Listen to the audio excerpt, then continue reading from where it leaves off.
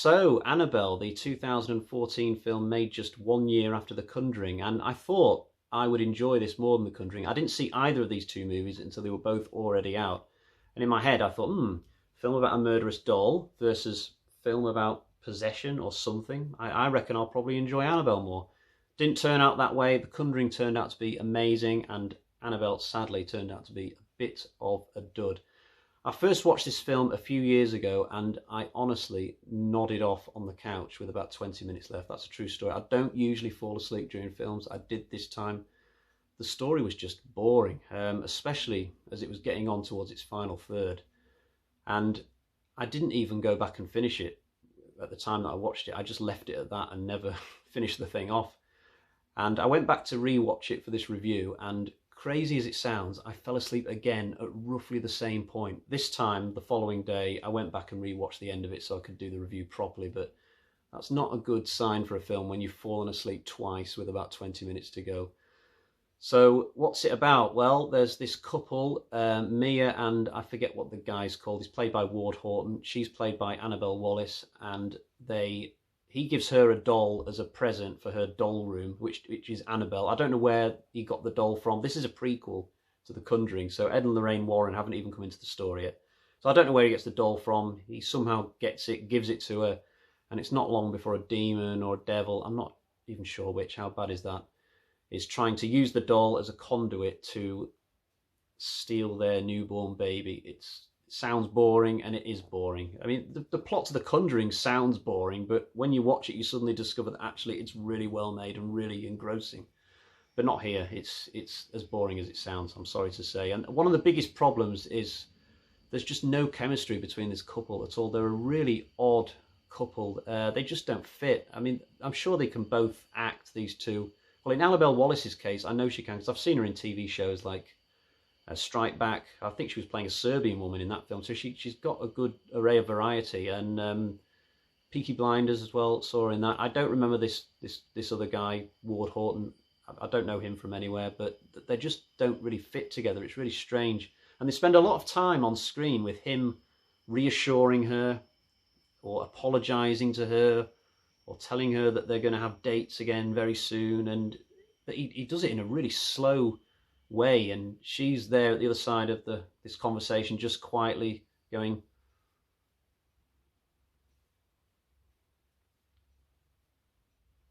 and it just drags. It really drags.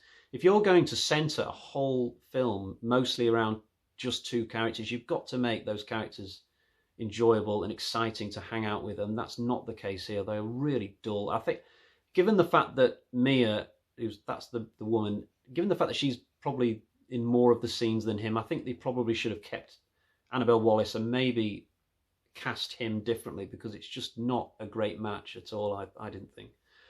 In terms of the story, I've said it's boring. It did start out well. The first 15-20 minutes were actually quite terrifying, because there's this really good sequence where these cultists start attacking the homes on their street, and eventually they get to the homes of our main couple, and I thought that whole part was really well done, and I was absolutely gripped at that point.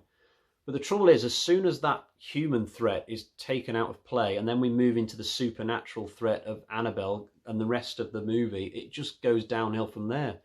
And the couple move to this apartment block, and as soon as you get to the apartment block, the film is just slowly becoming less and less interesting. There's a lot of dud scenes. There is one other good sequence where Mia gets trapped in this basement and she can't get out of this elevator, and it's a real battle for her to get back up to her apartment. That was good. So there is at least two really good scenes in the film that are scary, and one or two others dotted here and there, but that's all it is. It's just a few occasionally scary scenes, and everything in the middle of this, just these long stretches of boredom where you have to suffer through all this bland dialogue and marriage scenes that just go nowhere, and you're just checking your watch and trying to stay awake. It's just not good. And then there's these other characters who come in who conveniently know stuff about demonology when they just wouldn't. I mean, how often do you ever meet somebody who knows about this stuff? This couple, they just seem to easily meet people who know how to deal with demons and possessions and things. There is one good character among them, Father Perez. I thought he was probably the best character in the film, actually, but the rest of them just not great at all. So yeah, I can't honestly recommend this film. I'm going to say that the location at least was good. It's set in Santa Monica. I think later on in the film, when they go to the apartment blocks, it's less obvious that it's California. But in the beginning, at least, it was a nice change of pace from the East Coast setting of The Conjuring, if you like. But I'm talking very, very minor positives here. It's just not a good film at all. So let's get the bag of terror out. It's light. It's very light. Yep.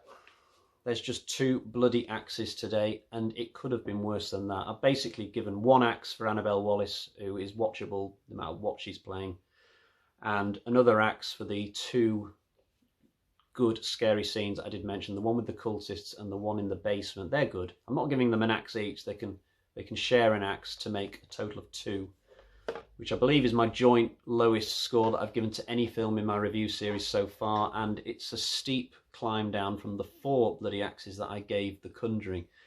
Now, I have seen the later Annabelle films, and I will review them at some point. They are much better than this. It's really weird how they started this side series with such a weak film and then learned how to do it better. Normally a film like Annabelle is the sort of film in a franchise that comes much later on when the money starts to run out and they struggle for new ideas. It's the sort of film I'd expect to come 4th, 5th, you know, the one where you're not sure if you're even going to watch it at the end of a marathon. But I don't know what was going on here. I don't know why they rushed it out, and it's so boring.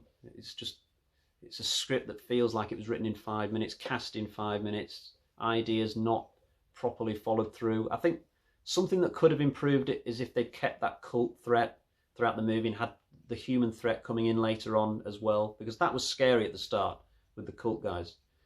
But no, they left the movie. I think Annabelle as a horror character is better when there's these additional threats terrorizing the good guys at the same time as she is. When it's just Annabelle alone and whatever demon is going through her, it's not as enjoyable. You know, we're dealing with some other threat, and then Annabelle then has more of an impact when she does something surprising. But there we are. So just the 2 axes today. I do have a pin for the horror locations map, and this is our first one for the west coast of America, so we'll put that in as close to Malibu Beach as possible, and I will see you again next time for another review. Bye bye.